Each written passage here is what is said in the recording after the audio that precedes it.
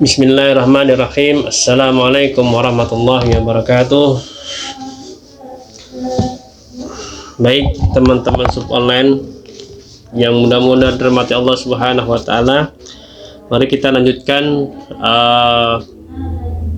membaca, yaitu membaca buku Sirah Nabawiyah Taman Cahaya di Atas Cahaya, perjalanan hidup Rasulullah SAW, Safir Rahman Al-Mubarakfuri, cetakan As-Saf Media. Ini adalah episode yang keempat, yang terakhir di episode ketiga. Kemarin kita sudah pada sampai kabilah Nabi. Dan teman-teman sub online dan para pendengar yang mudah-mudahan dirahmati Allah, kami mohon maaf jika memang ini belum bisa belum bisa rutin banget ya. Jadi ya mohon maaf intinya ya, karena memang ada satu dua hal yang membuat kadang tidak bisa rutin gitu ya. Tapi mudah-mudahan meskipun belum bisa rutin, mudah-mudahan ini bisa bermanfaat untuk saya pribadi dan teman-teman yang mendengarkan. Baik, langsung saja mari kita lanjutkan membaca. Sekarang kita sampai pada keluarga Nabi Sallallahu Alaihi Wasallam. Bismillahirrahmanirrahim. Bismillahirrahmanirrahim. Keluarga Nabi Sallallahu Alaihi Wasallam. Adapun keluarga Nabi Sallallahu Alaihi Wasallam dikenal dengan sebutan keluarga Bani Hashim, yakni nisbat kepada kakek kedua Nabi Sallallahu Alaihi Wasallam pada garis keturunan ke atas, yaitu Hashim. Dan Hashim ini benar-benar telah mewarisi sejumlah kedudukan yang dimiliki oleh Qusay, seperti As-Siqayah dan Ar-Rifadah, yang kemudian diwarisi pula oleh cucu Hashim hingga datangnya Islam. Mereka mengemban rutinitas tersebut. Hashim adalah tokoh besar di zamannya. Ia biasa menumbuk roti, yakni melembutkannya dalam daging dan mengolahnya menjadi makanan bernama sarid. Kemudian orang-orang dipersilakan untuk memakannya, sehingga ia dijuluki dengan Hashim si penumbuk roti. Sedangkan nama aslinya adalah Amr. Ia juga yang memelopori dua rute perjalanan dagang, yakni perjalanan di musim dingin menuju Yaman dan di musim panas menuju Syam. Ia dikenal dengan Sayyidul Batok, pemimpin padang pasir. Dikisahkan ia pernah singgah di kota Yastrib, Madinah tempo dulu, dalam ekspedisi dagangnya ke kota Syam. Di sana ia menikah dengan Salma bintu Amr dari Bani Adi bin An-Najjar dan tinggal bersamanya selama beberapa waktu. Lalu ia lanjutkan perjalanannya ke Syam, di mana saat itu Salma dalam keadaan hamil. Atas kehendak Allah, Hashim meninggal di daerah Gaza di negeri Palestina, sementara Salma melahirkan di Madinah dan memberi nama anaknya Syaibah, yang beruban karena adanya uban di kepalanya. Kemudian tumbuhlah anak tersebut di lingkungan paman-pamannya dari jalur ibu di Madinah, sedangkan paman-pamannya dari jalur ayah yang berada di Mekah belum mengetahui keberadaannya. Setelah Syaibah menginjak usia sekitar 7 atau 8 tahun, seorang pamannya dari jalur ayah, yaitu Al-Muttalib, barulah mengetahui keberadaannya. Al-Muttalib pun membawanya ke Mekah. Ketika orang-orang melihatnya, mereka menyangka bahwa Syaibah adalah budak milik Al-Muttalib, sehingga mereka memanggilnya Abdul Muttalib, budaknya Al-Muttalib. Maka Syaibah pun selanjutnya dikenal dengan nama itu. Abdul Muttalib merupakan pria yang sangat gagah, elok, dan tinggi derajatnya. Ia benar-benar memiliki kemuliaan yang belum pernah dicapai oleh seorang pun, yaitu diantaranya ia pemimpin Quraisy dan pemilik kafilah dagang Makkah yang terhormat, ditaati dan dermawan.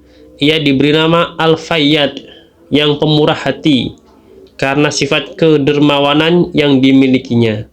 ia biasa memberi hidangan untuk orang-orang miskin, binatang-binatang liar, dan burung-burung.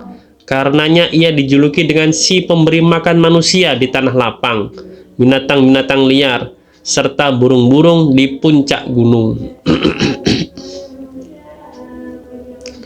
Ia mendapat kemuliaan untuk menggali kembali sumur Zam-Zam setelah ditimbun oleh suku Jurhum ketika keluarnya mereka dari Mekah.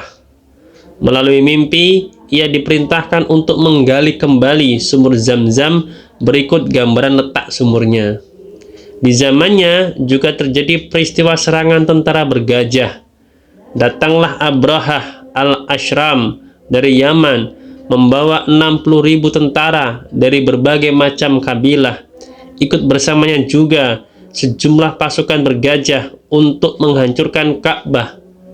Ketika ia sampai di Wadi Mahasir antara Muzdalifah dengan Mina dan bersiap untuk menyerang Mekah, Allah kirimkan kepada mereka burung yang berbondong-bondong yang melempari mereka dengan batu yang berasal dari tanah yang panas. Jadilah mereka seperti daun-daun yang dimakan ulat. Peristiwa ini terjadi sekitar 2 bulan sebelum kelahiran Nabi Shallallahu Alaihi Wasallam. Adapun ayah Nabi Shallallahu Alaihi Wasallam adalah Abdullah. Ia merupakan putra terbaik Abdul Muttalib, juga putra yang paling menjaga kehormatan diri dan paling dicintainya. Ia adalah Az-Zabih, anak yang terkena undian untuk disembelih. Peristiwanya bermula ketika Abdul Muttalib menggali sumur Zam-Zam dan mulai terlihat tanda-tandanya. Kemudian orang-orang Quraisy muncul dan berselisih dengannya, hingga Abdul Muttalib pun ketika itu bernazar, yakni jika Allah menganugerahi dirinya 10 orang anak laki-laki dan mereka telah mencapai usia untuk bisa melindungi diri, maka ia akan menyembelih salah satu di antara mereka. Ketika telah lengkap jumlah anaknya, ia pun mengundi di antara anak-anaknya, dan jatuhlah undian itu kepada Abdullah. Maka ia pun menuju ke Ka'bah untuk menyembelihnya.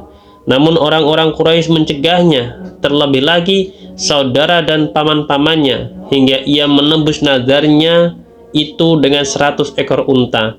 Maka Nabi Shallallahu Alaihi Wasallam merupakan putra dari 2 orang sesembelihan, yakni Ismail alaihissalam dan Abdullah. Juga beliau Shallallahu Alaihi Wasallam merupakan putra dari 2 orang tebusan, yakni ditebus Ismail alaihissalam dengan 1 ekor kambing dan ditebus Abdullah dengan 100 ekor unta. Abdul Muttalib memiliki jodoh untuk putranya Abdullah, yakni Aminah bintu Wahab. Ia seutama-utama wanita Quraisy dari sisi kemuliaan dan kedudukannya. Ayahnya yang bernama Wahab adalah pemimpin Bani Zuhrah dari kaitan nasab, keturunan maupun kemuliaannya. Waktu berjalan cepat. Setelah selesai pinangan, kemudian dilangsungkan pernikahan, hingga Abdullah bersama Aminah telah membangun rumah tangganya di Mekah. Aminah pun mulai mengandung janin Rasulullah Shallallahu Alaihi Wasallam. Suatu waktu, Abdul Muttalib mengutus Abdullah ke Madinah atau ke Syam untuk berdagang. Sekembalinya dari Syam dan ketika berada di Madinah, Abdullah meninggal dan dikuburkan di Darun Nabigah Az-Zubyani. Ini terjadi sebelum kelahiran Rasulullah Shallallahu Alaihi Wasallam menurut pendapat yang paling benar. Kemudian kita lanjut.